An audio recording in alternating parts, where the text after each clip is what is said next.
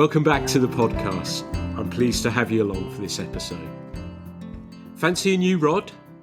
Been bothered by how expensive they've gotten? Been burnt by an eBay purchase? If your answer is yes to any of the above, then I think you'll enjoy the conversation I'm about to have with Aaron Day from Vintage Fishing Tackle, a company that, as the name suggests, specialises in buying and selling fishing tackle. Aaron, it's great to have you here. Welcome along to the Fly Culture podcast. Thank you, Pete. It's lovely to be here. Thank you. And how are you doing? Are you in good shape? Yeah, we're in good shape. Weather's been a bit gloomy this week, but I've still managed to get out. I try and walk every afternoon. I walk around like a big washland, big conservation area in Northampton. So it's just the seasons is changing very quickly, isn't it? Yeah, absolutely. The leaves are looking beautiful. I was out grayling fishing yesterday and the leaves were starting to fall down, so I was starting to catch a few of those, but that didn't matter. It was still a good day. So you mentioned that you're based in Northampton. What does that mean to you for a fishing perspective? Well, I grew up in Kent, or to some people, South East London, in Bexley Heath, and I've been living in Northampton since 1989, which means I've lived in Northampton longer than I haven't. When I lived in Bexley Heath, there was lots and lots of places to fish. I used to be a member of the Tees Anglers and Owners Association, and that was about an hour drive from where I lived. Then moving to Northampton, although I tried to keep my membership up, it was just too far to travel because it was at least 3.5, sometimes 4 hours to get there. Sometimes you get there and it'd be in flood and it'd be a wasted journey. But living in Northampton now, I am absolutely surrounded by some of the best reservoirs, as some would say, all over the world. In the world, Ravensthorpe is probably about 7 miles from where I live. Pittsford is about 3 miles. Grapham, probably about 20 miles. Eleanor, Rutland, they are all less than an hour's drive from where I live. So yeah, I'm surrounded by reservoirs, but unfortunately, not many rivers. Although the river, I think it's the River Dove, which I think is up by in sort of Leicestershire that way. But selling fishing tackle, it's all I seem to do is just talk fishing tackle instead of actually doing as much fishing as I would like to do. And it's interesting you making that change. And the Tees is a Kent River, if I remember rightly. And when I used to live in the fatherland of Essex, that it used to come up in trout and salmon every now and again that they were looking for members. And I was so tempted by that to give that a go. And I kind of kicked myself. But I suppose that was a change for you as an angler then, going from rivers to reservoirs. Well, that's pretty much where I cut my teeth, because when I left school, I trained as a butcher and worked in a butcher shop, but the problem was I just wasn't earning enough money. That was the problem. Friends of mine that were working in the city, as we used to have then, as messenger boys, were on 2-3 times what I was earning, doing half the hours as I was earning as an apprenticeship butcher.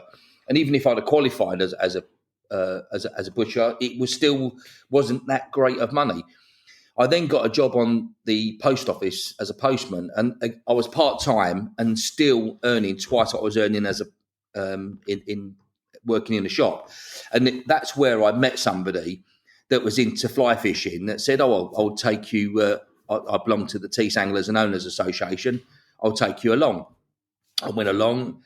I then bought my first rod, and at the time I was, as I say, I was a postman, and one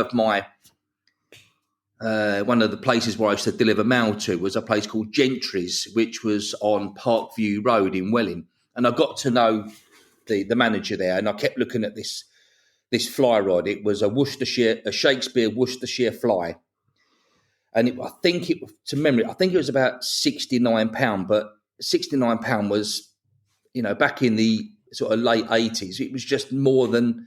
There's no way I could justify to my girlfriend where we were saving for a deposit for a house that I've bought this fly rod. And he said, "Well, look, take the fly rod and you can give me £10 a week."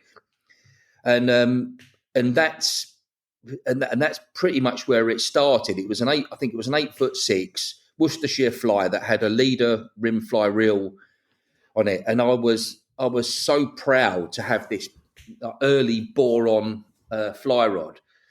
Ironically, one of these came in to us probably last year sometime, and I actually had the shakes. I was thinking, I can't believe I've got a Worcestershire fly in my hand, And the lady I worked, she went, "But it's a Shakespeare." I went, "Well, this is not just any Shakespeare. This was the first rod I ever had.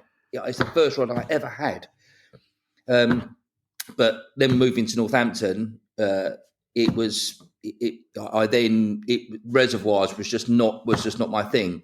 And again, I got friendly with the guy that owned the tackle shop, got a place called Gilda's on Northampton. And Julian, God bless him, who's not with us anymore, he said, "Well, come along and I'll show you how it works on a reservoir." And I'd fish him every other week. And I soon picked up how to fish on reservoirs. So that's pretty much where it kind of started from, I guess, Pete. From a river point of view, when you had that rod and you're using it on the river, was it sort of transformational for you? Because, like you say, you were saving up for a house with your girlfriend, but were you trying to get to that river as often as you can? And then when you moved up to Northampton as well, were you trying to hit the reservoirs as much as you possibly could? Was it that bigger impact on your life?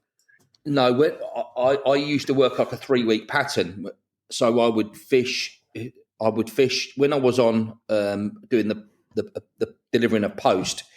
I would finish at 12 o'clock. So from there, I would then go and fish on the tees in the afternoons, and I'd probably go 2 or 3 afternoons a week. And then when I then was on, when that season came to an end, I would then sea fish down on the estuary, and then later on down at Deal. So all of my fishing was worked around my shift pattern at the post office. And again, moving to Northampton, everything just completely ground to a halt because, one, there was no rivers. 2, I didn't go to school up here, so I didn't have school friends. I transferred up on the post office, and they all seemed to be match anglers that I got chatting to. There was very, very few fly anglers that I was working with. The coast couldn't be further from Northampton if you tried. It was just too far. So I really was starting from scratch when I moved up. All new different lines, different tactics. Again, we were a young family. We had we all remember what the interest rate was like when it was going up. 0.5%, 1% every week. Every time the postman knocked on the door, your interest rate was, or your letterbox went. It was going up 1 or 2% or whatever, and it was 14 odd percent. So you couldn't afford to, spend whatever it was at the time, £20 to hire a boat over at Ravensthorpe and go fishing. It was, I couldn't be further detached from fly fishing when I first moved to Northampton. So I'd gone from 100 mile an hour to zero. It was just it was a shock to the system. You said something really, really interesting there, that when you moved to Northampton, that people that you worked with, there was loads of coarse anglers and there were some fly anglers, which is a really interesting snapshot of fishing a few years ago.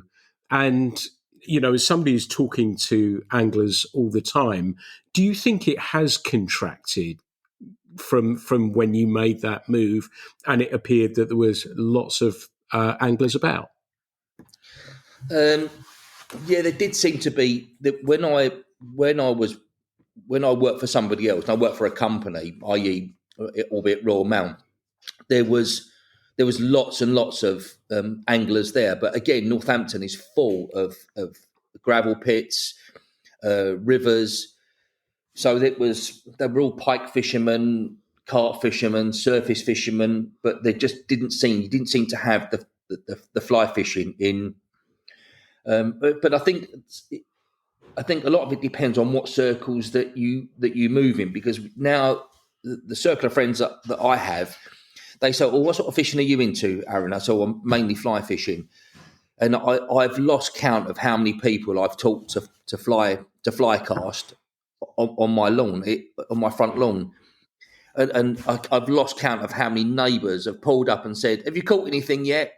I think you said that last week when I had the last person out the front here, and and you go over. So I started taking people up the field, and you get the dog walkers saying, "Have you caught anything yet?" No. Just sort of laugh it off, and But I've literally taught dozens and dozens and dozens of people how to fly cast. Now I don't have so much patience for it. I try to encourage them to book in with, say, Anglia Malta, who I believe they give lessons, and try and get them to learn how to fish on reservoirs. And there was a guy, and you know what, strangely, Pete, I just thought of this. There's a guy called, I think it was Alan Sefton, and every year or every other year, I would have a lesson. Even, are you retired now, I believe? But I would have lesson with Alan, just to sharpen up on your skills. And sometimes he'd say, yeah, you've already got that. And what is it you want? What is it you want to learn about? And I'd say, I'm not really sure, really. I just want to sort of sharpen up on some of the things that I'm doing or habits I've developed. And he would just reassure you that what you're doing is either that you're doing the right thing or the right technique. If you're not catching where you are, it's either the fish are not there or you haven't got the right fly on. Now there's fish all over this reservoir, so we know they are in here. So something's wrong. It's your depth, your fly, they're not there. And sometimes you just need that bit of confidence. So even when you've been, which I found immensely helpful when I'd go out with someone that had just had more experience than myself, albeit if it was the guy from the tackle shop, Julian, he could catch fish in a puddle, could Julian?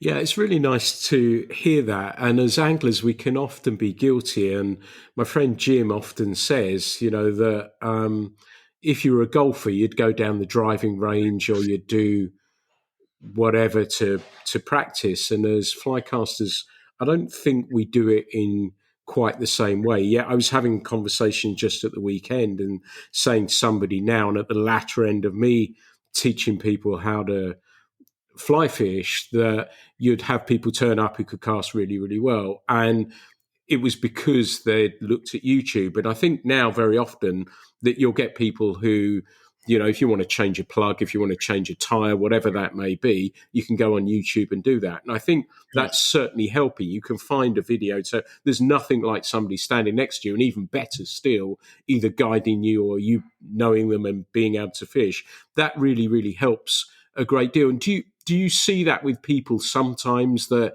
they might try a rod and say it doesn't work? Or do they sometimes think that a rod is going to be the answer to them wanting to get 10, 15 feet extra on their cast?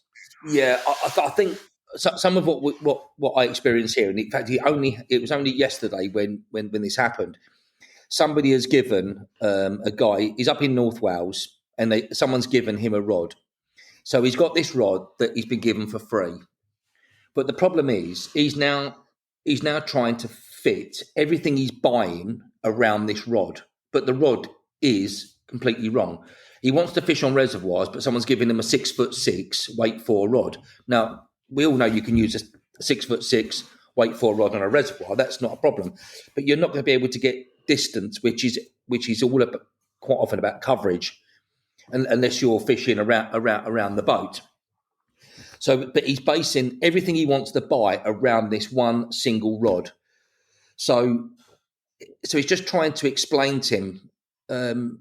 It's like having an extension, like somebody giving you a set of patio doors at a second hand and having an extension built around them patio doors, regardless of what the rest of the building looks like. These have got to fit. These windows have got to fit. So just trying to explain to him that might not necessarily be the right rod for where you want to fish with it. And somebody's giving him a weight 7 reel. Will that weight 7 reel fit with that rod? It probably won't, but it fits on. It fits on nice on the handle. That might be, but it's just not going to balance. It's just not going to. If you're going to do it, otherwise if it doesn't work, you're soon going to lose interest in fishing. And I always think, Pete, that when people say, you speak to people now and they go, "Oh, are you into fishing?" "Oh, I went once when I was a kid. It was absolutely rubbish. I sat there all day. Didn't I can't see the point in it. I can't see the attraction." Now, had the person that took that youngster fishing and caught fish on that day, I believe he would have been hooked there on in. But if you take someone to a place where there's no fish or it's difficult to fish, it's like, this is just not for me. And I think now there's so many places where you can go and catch fish. So when you take youngsters fishing, they can catch fish. It's only, I think, as we get older that we want that extra element of difficulty. We don't want it too easy. We want to be able to catch these fish on. A friend of mine came over from Denmark, a guy called Jesper, very good fisherman. And I took him out on our local reservoir. And I said, "Well, this is the technique that we use here." He said, "No, I don't want to use that." And I said, "Why is that?" He said, "Well, you normally catch fish like that, don't you, Aaron?" I said, "Yeah, we'll catch fish all the time on it." He went, "Yeah, I want to fish with something that you don't catch fish on." And I'm sort of scratching my head thinking, I thought we came out to go fishing. But that wasn't what Jesper wanted to do. What Jesper wanted to do was catch fish in a way that you don't normally catch fish.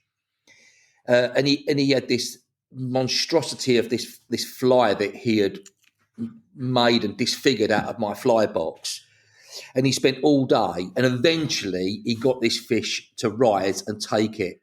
And there beheld was the achievement of getting a fish to do something that it wouldn't ordinarily do.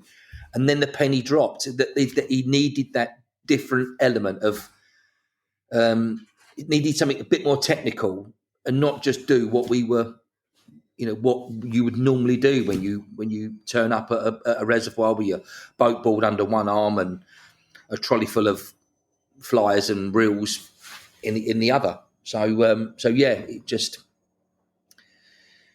Yeah, different experience. Different people. Yeah, I like the sound of that. I think I'd like to fish with Jesper, I have to say. But so you've made this move to the reservoirs, and you talked about carrying your tackle just then. Was that, these places, and if you think of Rutland, if I'm off the top of my head, I've never fished there, but I think it's 3,500 acres, something like that. Yeah, it's big, isn't it? Were they daunting? And did you become aware of when you were actually not so frightened by them and you were actually getting into the feel of them and unlocking what was needed to do well there? Yeah, I started ironically at Ravensthorpe, which is probably even to this day is my favourite reservoir. It's big enough to be interesting, but it's small enough to be interesting, but not big enough, so big that it's just daunting. When you fish at Pittsford, you go there and you're thinking these fish could be absolutely anywhere. So you find, but when you go to these reservoirs, Pete, there's always people that are fishing there 2 or 3 times a week. They almost live down there. So in the first sort of hour, I guess, everyone's sort of spread out, but it's, I don't know, it's like the fishermen are psychic. They all then migrate to where the fish are. So come 11 o'clock, you normally find you've got a mass of boats in a particular area, albeit over, say, 2 football pitches. And if you fish on a reservoir, you can drop your anchor, not catch anything, literally pull the anchor, drift, 10 boat lengths, put it back down again, and you could be on a pile of fish.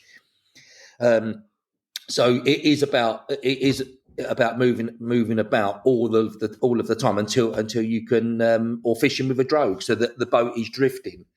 But that's not always easy when you're quite often I get asked, "Or would you take me fishing?" So when you're fishing with someone that's not been before, and you're trying to do the drogue, the anchor, helping them cast, sort out the engine, it's when someone says to you, "Oh, do you want to come fishing, Aaron?" and they're really experienced, you think, do you know what? All I need to do today is just make the coffee and do the anchor. That's all I need to do today. It's but I do fish. I do fish in Michigan, and I fished in Vancouver, fly fishing, drift fishing on a boat on the rivers there for the steelhead, and that is something special when you go to Michigan and fish, not on the lakes but on the rivers that dump into Lake Michigan, and also up in Scotland, up on the North Esk, where I go a couple of times a year.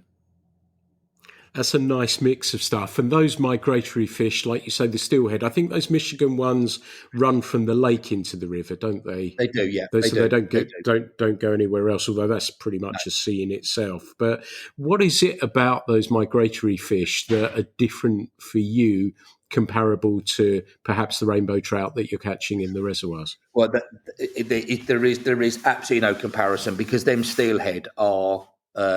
Well, first of all, they are what they although they may have been put in as fry, a couple of years back. They are still. We still see them as a wild fish that's migrating up the rivers and respawning in the sort of March till about May time, and then they seem to go back to, as explained to me by the guides that we use. They then go back to the lakes, but then they come up to then feed on the salmon eggs when they're spawning in the autumn, or the fall, as they say in the States. So catching them fish, they are like Exocet missiles. Have you fished for steelhead yourself? Yeah, Pete? yeah. Then you are preaching to the converted. And once you've had steelhead, once you fish for steelhead, there is no going. But shall I just say it? You are absolutely ruined. You are absolutely ruined. There is no comparison. Yeah, there is salmon. Yeah, I've caught some big salmon, but it just takes my breath away when you think about them, the steelhead, and catching them in a river. They are just. There's no comparison. They are the ultimate of all game fish to me. Yeah, they are pretty cool. I'm getting a sense of you as an angler, and I really am fascinated by your story. And as we're going to be moving on to your business shortly, were you, when you were a civilian angler, I guess, in that sense that you didn't work within the industry, were you aware, you said about the first rod that you had, but were you always looking, I'd quite like the look of one of those, or I'd like one of those? Was it something that was you were aware of, that you had a fascination with tackle, and perhaps even a hoarder of it or a collector of it? I'd actually started collecting antique fishing tackle about 25 years ago, I guess. I had a waste and recycling business, so I was always dealing with recyclable items. I used to run. It wasn't particularly glamorous, but I used to run civic community recycling centres, or otherwise known as the Tip, where you go on a Sunday with your rubbish. So, and I had quite a few different sites all in the surrounding counties. So we was always surrounded by people who was always coming to me and saying, "Oh, I've had this fishing reel. You're into fishing, Aaron, and this is someone's dumped this. So any ideas what it is?" And I'd scratch my head and say, "It looks old, but I've no idea." But you didn't have YouTube back then. You didn't have eBay like you have now. So you was looking at a miller's guide to see if you could find a fishing reel in there, which ultimately you couldn't. So I ended up having a bit of an interest for fishing tackle, and I bought this reel on eBay.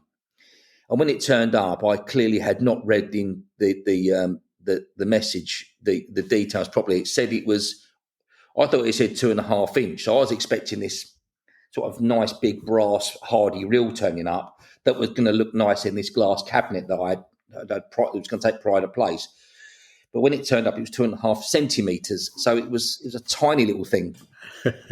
And then I bought another reel to go with it, and then another reel, and then all of a sudden it just started to snowball. And then I started to sort of buy and sell a few other sort of bits and pieces, and then I thought, you know what, I'm going to need to start, because I'm now making an income out of this, albeit it was small and it was all being reinvested back into the business.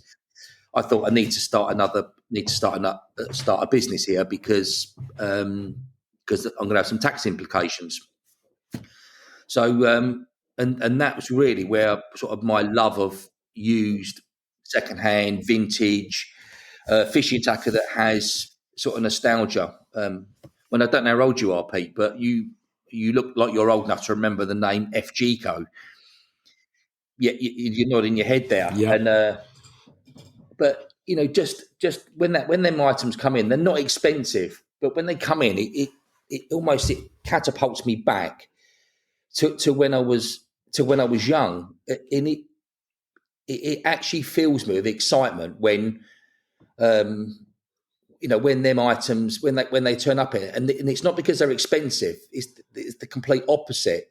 It's just the fact that they hold something that just, like I said, just takes you back down memory lane to when fishing was so much more simpler, less expensive. When you would go and dig your worms out your garden, and put them in an FGco pot and put them in a shoulder bag, and what you sat on was basic, and your rod was basic, and the bank sticks were basic.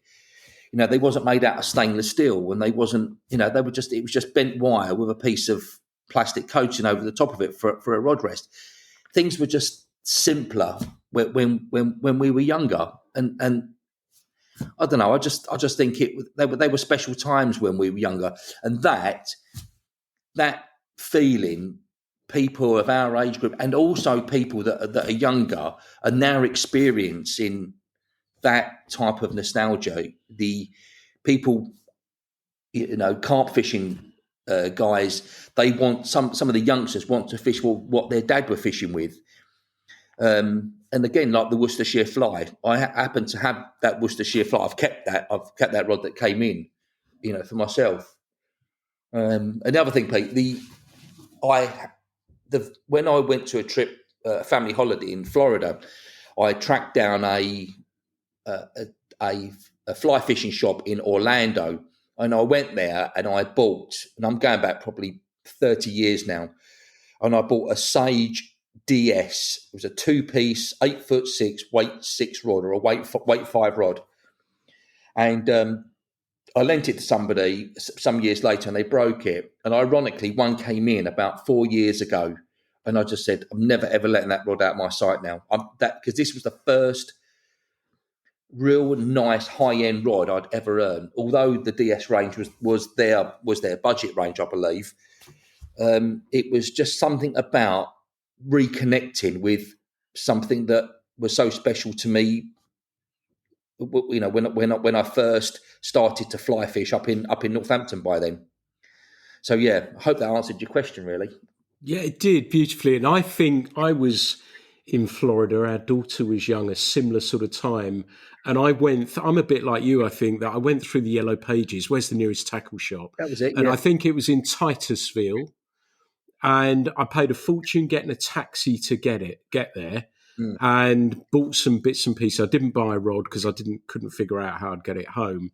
But I remember that really, really well. And they're things that you do, I think, and many of the people listening will feel exactly the same. And that simpler times, how we're seeing glass rods, the interest in those bamboo rods, all of those sorts of things that people are shifting away just a little bit more now and are interested in those things. So I think that's really, I think you're striking a chord with many people right now. But before we move on, you told me a lovely story. You've alluded to what your day job was before this, but you told me a lovely story that you were before we started recording. Perhaps you can share that, and then we're going to move on to vintage fishing tackle. I was about 15, Pete, and I was coming up for doing exams. Like I said, I lived in South East London. I wasn't taking studies particularly serious. I already had a job lined up as working in the butcher shop at the end of the road. So so my parents had said to me, it was one afternoon, and they said that, what are you going to do when you leave school? And I just said, well, I don't know. They said, well, you need to be thinking about this. You need to be knuckling down and getting these exams done. And I said, well, I want to. You know what? I think I just said it just to keep them quiet. Really, I said I want to own a fishing tackle shop. And my parents just looked at each other and said, "Don't talk daft. I mean, where do you think you're going to get the money from to buy a shop? Where are you going to get your stock from?" I sat at the kitchen table. I just shrugged my shoulders. I said, I wasn't really that interested. I just wanted to get out with my friends that evening. I just said anything to get out the house. And my mum said, "I'll tell you what's going to happen to you. I'm going to tell you what's going to happen to you.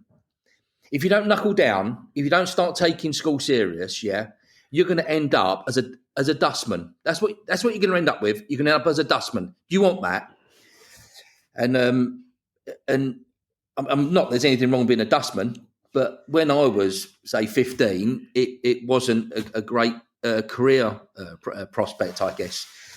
And then when I moved to Northampton, and I moved into, and I by default ended up in the waste industry and built a nice family business, and had lots of sites, and we were doing waste to landfill, and we've done commercial wheelie bins, and it was quite a fair sized business for a family. And then when we sold that, about, I probably can say about 12, 13, 14 years ago, something like that, I actually said to my mum that both of our prophecies have come to fruition, because I did end up as a dustman or working in the waste industry, and now I'm actually in the fishing tackle business. So it's actually come full circle here. But where the fishing tackle was concerned, Pete, was when we sold the business, I'd had a website for about, I'm going to say about 15 years, 12, 15 years. And it was one I'd made myself, and I loved it because it just showed the tackle on the wall out in the garden.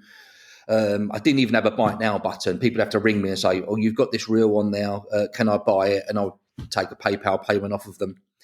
And then somebody came, a friend of mine, he said, I'll build you an e-commerce, a proper business. And I said, "Oh, I'm not really sure about that. I'm not that technical. I wouldn't be able to operate it." He went, "Look, you put the pictures on, you do the description, I'll work sort of backstage, making sure that all the website's working." And eventually talked me into it.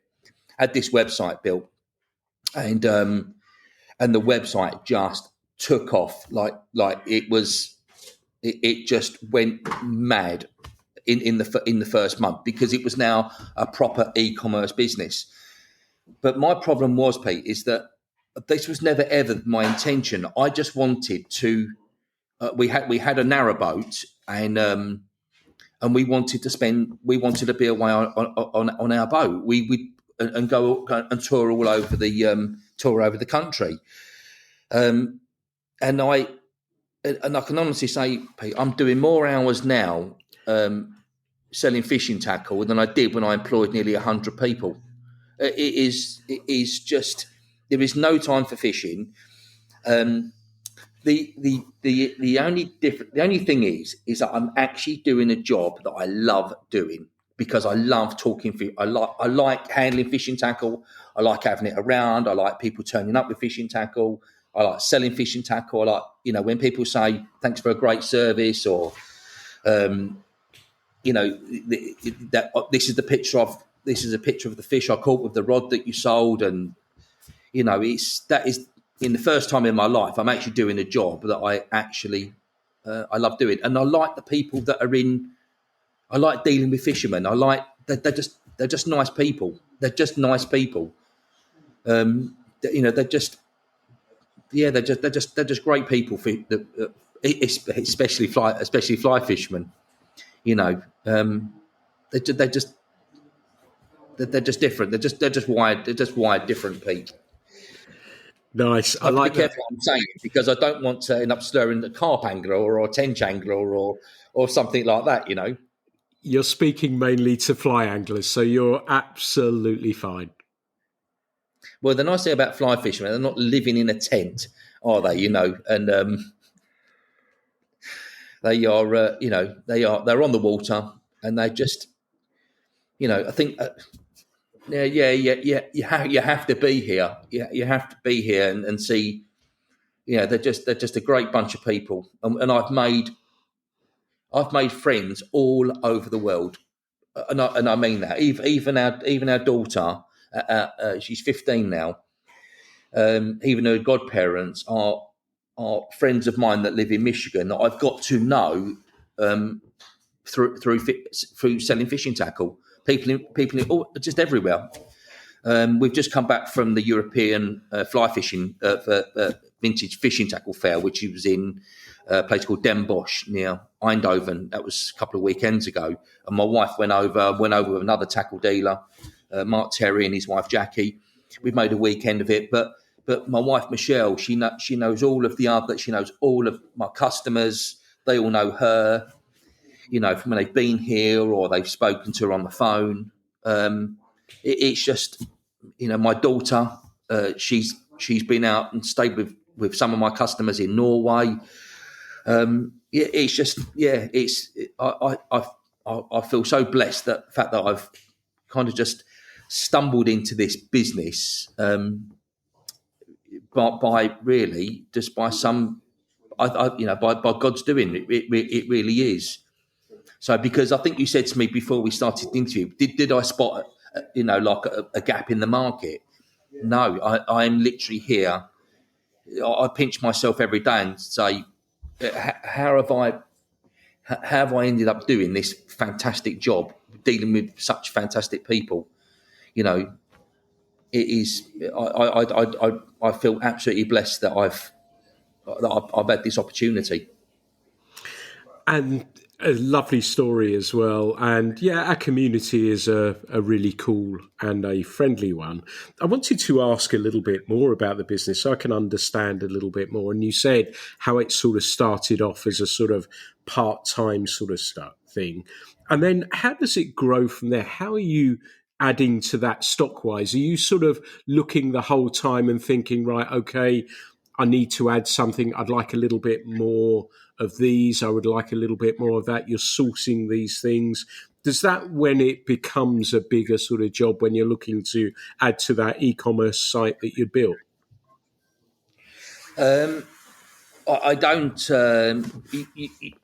This is the problem with when you're dealing with used items. Although we've started to move into some of the new stuff, like we have the Able dealership now and the Ross dealership. So they're easy because when you sell something, you can just ring them up and just say, "Can I have another 2 of these, or can I have another 1 of them, or 10 of them, or whatever."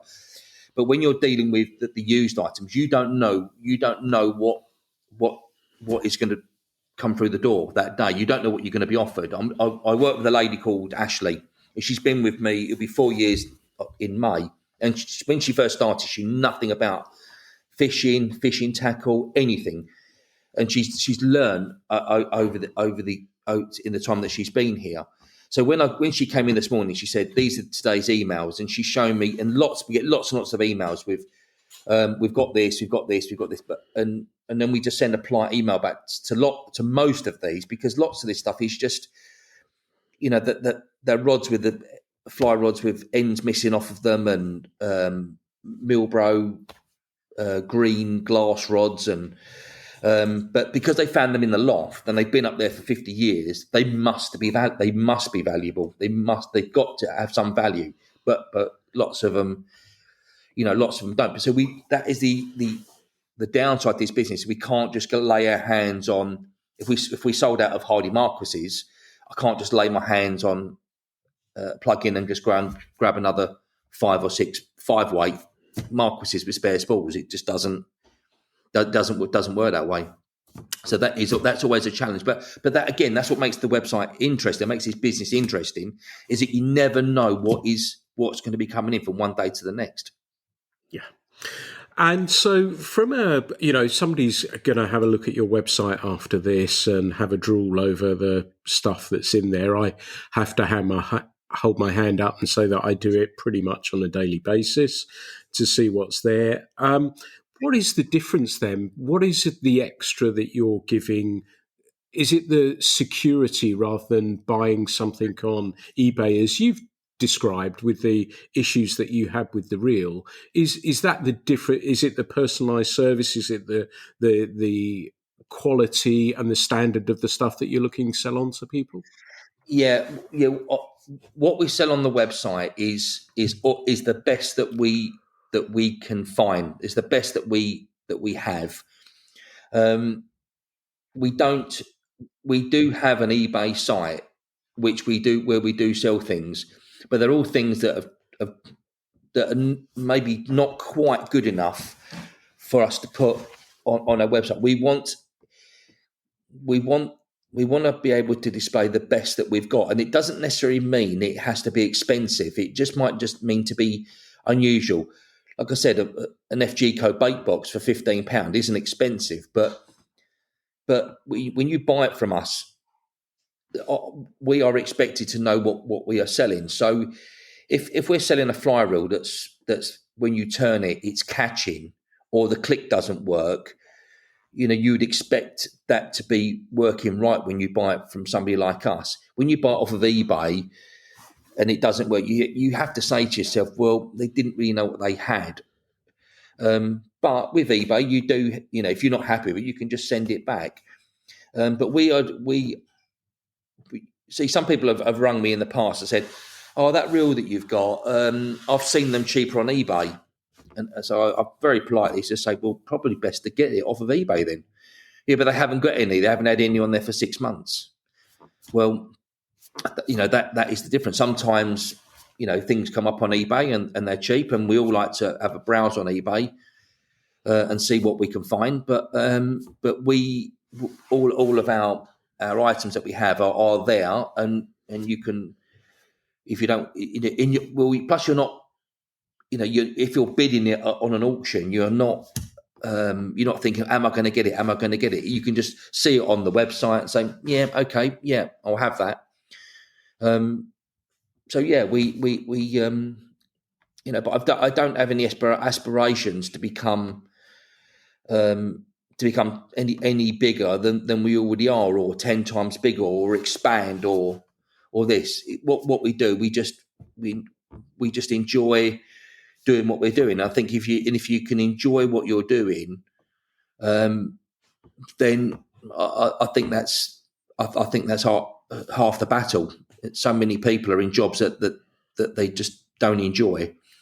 But unfortunately, I do enjoy this, and happy with the size that we are. And when we have grown over the years, but not because I've tried to grow the business, it's just because of the demand. More people are ringing you and saying, I've got this for sale. More people are coming to us as we become more known all over the world. So yeah, it's that's pretty much where we are, I guess, Pete. And from a rod perspective, you talked about the reels, that you can buy brand new reels. I bought a Lamson off you a little while ago, which I like very, very much. You also do some really sweet bamboo rods as well. And there's a couple of questions I wanted to ask. One, have you seen and detected that resurgence in that end of the tackle market, the use of the bamboo rods? And is that a tricky one to actually value bamboo rods as well? Yeah, they are. It is more and more people are turning to bamboo. It's getting some traction, but they're not the same as carbon and glass rods, because it's whoever is holding that rod and how they feel about how that rod feels for them. This is not like picking a Stanley saw off of the shelf at B&Q and it's going to perform as exactly the same as the one that you've just worn out and you've just replaced it with an identical one. It's all down to the individual. And although we're an online business, lots of people will, if they're going to buy a bamboo rod, they would travel to us, and would try that rod out. And quite often, when we know our own client base, we would send them the rod and say, "This is the rod. If you don't like it, send it back." Because you need to know that we're not a tackle shop. You walk into a tackle shop, you can pick a rod up, and you can feel it. You can put your own reel on that and see what it feels like. But the problem is that more and more tackle shops are going out of business every week. Yeah, that was a beautiful description of a bamboo rod and what it means to that person as well. And I think that's why I like fishing them as well. So I really, really like that a lot. One of the nice things about the bamboo, Pete, just interrupting you, is that people that buy them, they really look after them. And one of the nice things is that when somebody rings us and says, yeah, my husband was a massive reservoir fisherman, he fished on boats, you know that 9 times out of 10, that fishing tackle is going to be beaten up, because when he puts his rod down, it's scuffing on the bottom of the boat. The rod's running along the gunnels. He's probably rested at some point the rod in the rollocks, so you know you're going to end up with varnish and chips and bent rings and fly reels that have got way beyond gravel rash. But when somebody comes to you and says, I've got a bamboo fly rod, you know that they have absolutely cherished that rod, looked after it, and guarded it with their life. You know, when they bring it home, it's not left in the shed propped up. It's not, it's not put up in the loft. It's looked after. It's looked after, and that is the difference. So when someone says, "I've got a bamboo rod," you just know what you're what you're going to be getting into before the pictures even arrive. I've got a Tom Moran. Have you now? They're never going to say, "Well, I've never experienced it." The only thing is, it's very, very well used. It might be very well used, but it will still be looked after. Nice. Like that a lot. Do you have a brand that you feel a closeness to when something turns up and you think, oh, that's nice? I do like an Edward Barder rod. I do like an Edward. They're just works of art. These bamboo fly rods, as are the Tom Ram ones. They're just there's so many fantastic rod builders in our country. There's so many lovely rod builders and turn out some really nice stuff.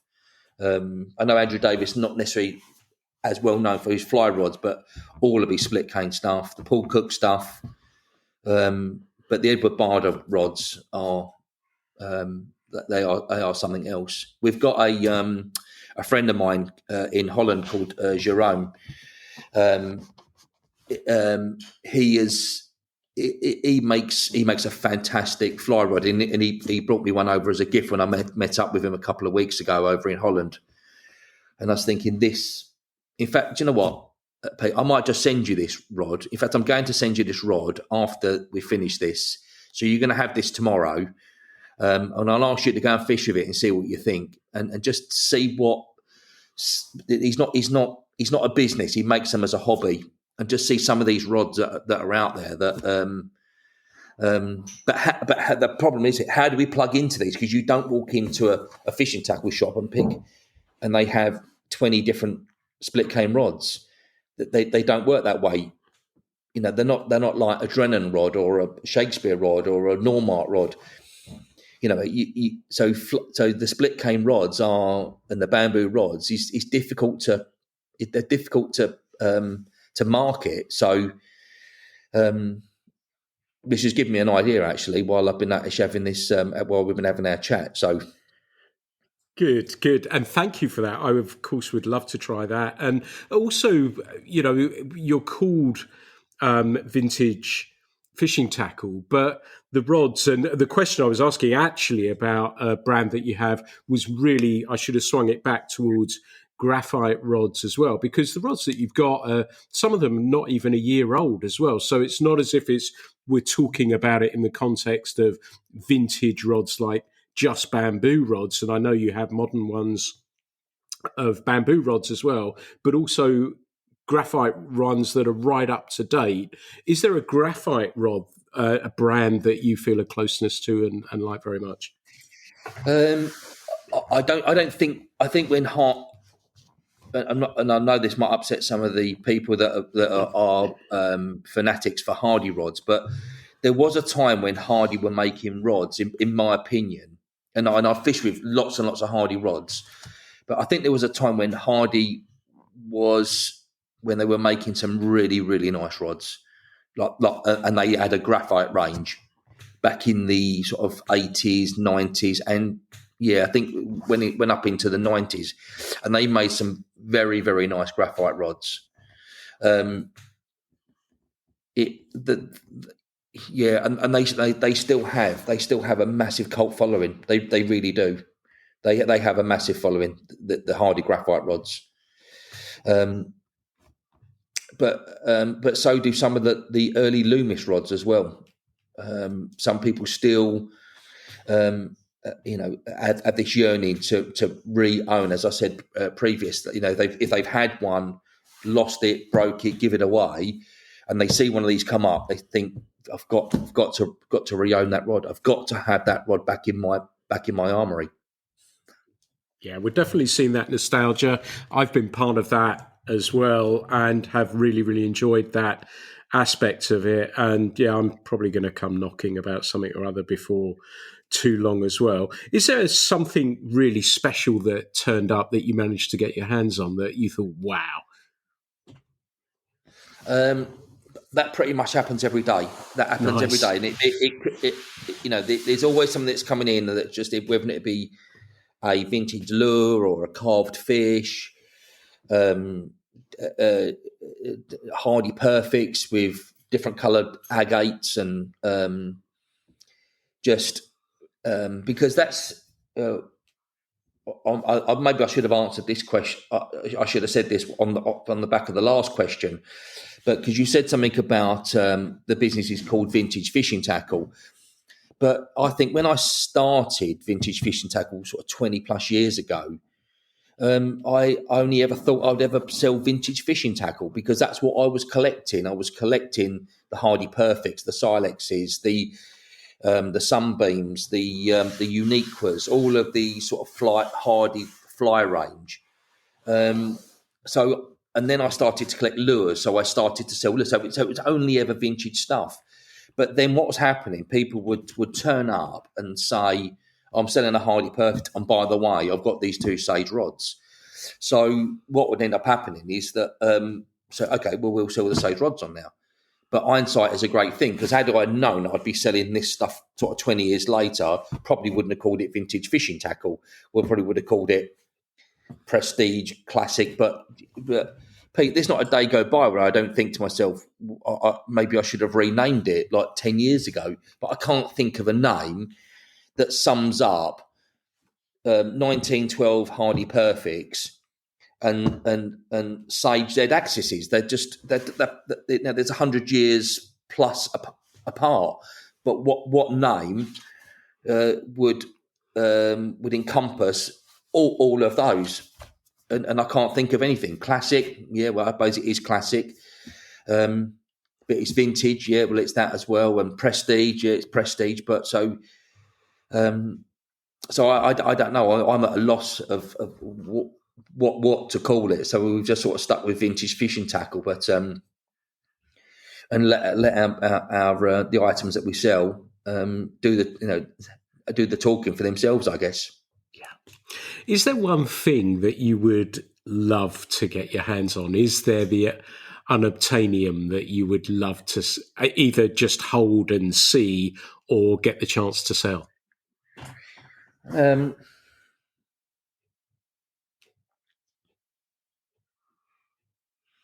No,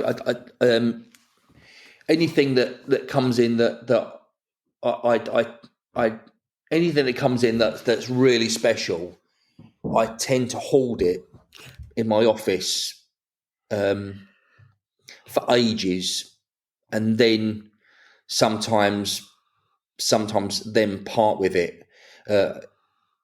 Things like it's strange. I just like compendiums.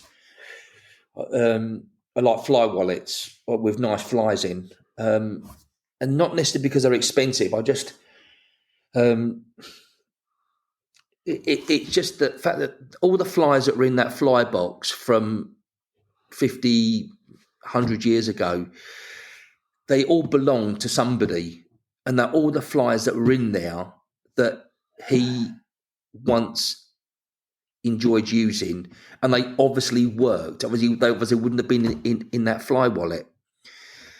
And in fact, earlier on this year, we had this fly wallet coming in, and I said, well, just leave it on there. I'm not sure I want to sell that yet. I quite like opening it and looking at the flies, and I gave it to Ashley, and she opened it up, and there was a love note in there, and it was from this man's girlfriend that had bought him this wallet, and it was something like 1936 or something like that.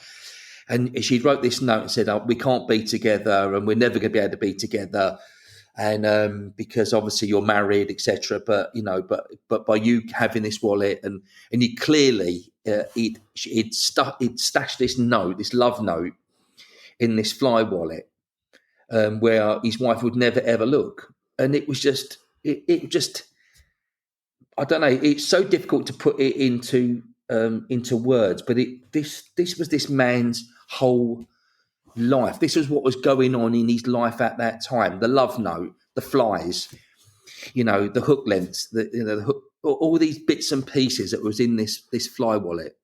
That was this was his life. This was his private life.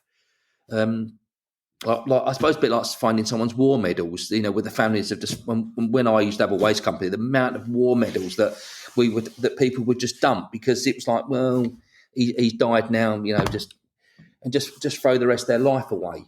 And it's almost like it's a window looking into their life, Pete. Albeit 1936, but and it's evident, it's proof that people were having affairs back in 1936. So something's just struck. It definitely does, and something just struck me that you said about changing the name and vintage. But it strikes me that your heart is in that era of tackle anyway. That's if you were asking me as somebody who's been talking with you today, it strikes me that that's where your heart really, really lays. Yeah, it's things that are made with tradition, and I think the bamboo rods, whether or not they be fly rods or course rods, they're made in a traditional way, the same way they were being made, 100 years ago. So although maybe an up-to-date Andrew Davis rod or an up-to-date Edward Barder rod, it might be modern, but it's still made traditional with the flaming of the cane, the way the techniques in which they put all this together. So it is in. I suppose really I should have called it traditional fishing tackle.com, I guess, or .co.uk. But like I said, 20 plus years ago, it wasn't. I just wasn't thinking. I didn't even think you'd even. I just thought we would just sell a bit of tackle. It would give me something to do. I can spend my time fishing out on the narrowboat. I could mow my lawn. I can get some nice stripes on my lawn. I can, do all these things. I can tie some flies, but it's not. I've had an artificial lawn because I don't have time to mow it. So, Fantastic. Your love and passion for tackle, no matter the age, is coming right across at me, and I'm sure it will be at as listeners as well. I would love to start winding things down a little bit now, but this is the fastball question for you. That on Spotify we have the Fly Culture Music Road Trip playlist. Can you give me a song that I can add to the Fly Culture playlist? I've got a playlist on my Spotify that my wife, she just rolls her head and rolls her eyes and just says like, "Oh, have you got any other songs that you can listen to?" When we drove over to Holland a couple of weeks ago, she went, "Have you got any other?" He says, "All we have listened to. We were in the garden. We just listened to the the same the same songs." I mean, what sort of songs are on there? Anything. So what I do is ask guests, or we've had musicians on as well. So we just ask them to name one of their songs and add it. It can be whatever you like. There's no rules. I think it's going to have my go-to song. I'm going to say is "Hey Joe" by the London Philharmonical Orchestra. Lovely. What a great choice. It's a remake. It's a remake on it. I can't think who sung that. It was. I know it's something you never think it's going to be that. Hey Joe, but it's by the London Philharmonic Orchestra. So that is fantastic. Well, I'm going to add that, so that will go on a little bit later. Aaron, it's been wonderful chatting, but before we end, can you give people your contact details? How can they find you? They can find us. It's simple. It's www.vintagefishingtackle.co.uk. You can also use .com at the end. We've got both of the domains. On there is our phone number and our email address. In the office, there's myself. There's Ashley. As I say, she's been with us 4 years. If my wife answers the phone, to her, every single reel is a brass face perfect, and only brass face perfect. She has no interest in fishing tackle, although she does work here. Every reel to her is a brass face perfect. I am just hoping that when I fall off of my perch, Pete, she does not sell my fishing tackle for what I said I paid for it. Otherwise, it just fills me with fear that there'll just be one big garage sale out the front, and someone's going, "Oh, how much is this?" And and they've got a 4-spoke Coxon aerial, and she's saying, "I don't know. I mean, it's wooden. I don't know, £50, £30." So that's my worry. That's my worry, Pete. So I tell you what, judging by your website, that's going to be a hell of a sale. I do sometimes think, because somebody said to me, "What does your end game look like, Aaron?" Because my pension is going to be sort of drawable, if it's not already drawable. But I don't know, because even when we was away on our narrowboat this year. And people are ringing me going, "Oh, I've got this fishing tackle. I'm on holiday at the moment," and they say, "Oh, where are you on holiday?" And I said, "We're on a narrowboat, and I'm heading to Stratford-upon-Avon." And they go, "Oh, we're not too far from there. Maybe we could meet you." And they did. Somebody met me in Stratford-on-Avon Basin. Somebody met me on Hatton Flight, and somebody met me up on the Shropshire Union as well. This year and hand over fishing tackle. So it's almost like I've become like a mobile fishing tackle. They say, "Well, where's your office based?" Well, in the summer, during the summer holidays, it's based wherever our boat is.